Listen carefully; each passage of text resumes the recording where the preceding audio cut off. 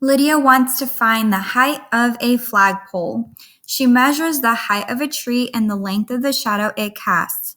The tree is 4 feet tall and its shadow is 8.8 feet long. So let's go ahead and represent that. We have a tree that is 4 feet tall and its shadow is 8.8 feet long. So here's our tree.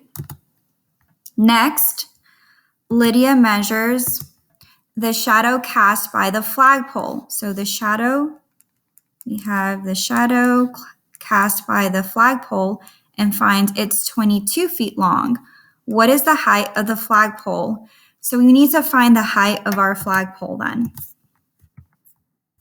Here's our flagpole and its shadow. Let's figure out what mistake Lydia made. So we have 4 feet is the height of the tree, which is good, okay? And 8.8 feet is the shadow. All right, so that's for the tree. So if we have height here, this should be height on the right-hand side. And if we have shadow down here, we should have shadow across as well for the flagpole.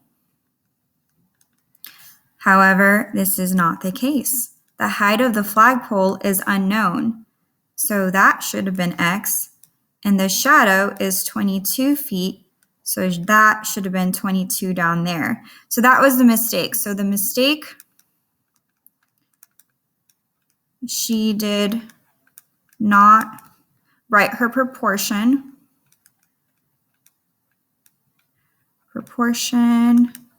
correctly.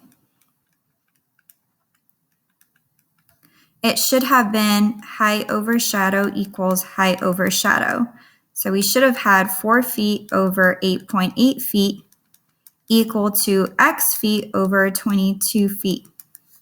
Let's solve it and figure out what the actual answer should have been. So we're going to multiply 8.8 times X, and that's going to give us 8.8X equals, on the other side, 4 times 22. 4 times 22, 22 times 4 is just 88. So we have 88. Now we're going to divide to solve for X. This is like a one-step equation where the last step is to divide.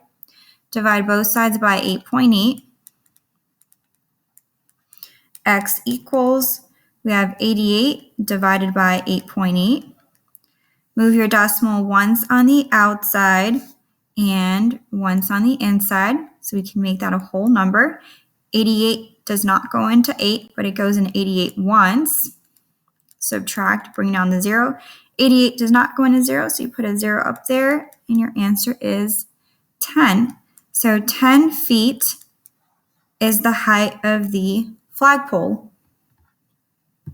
Again, be careful. We should write it as height over shadow equals height over shadow, and then cross multiply and divide.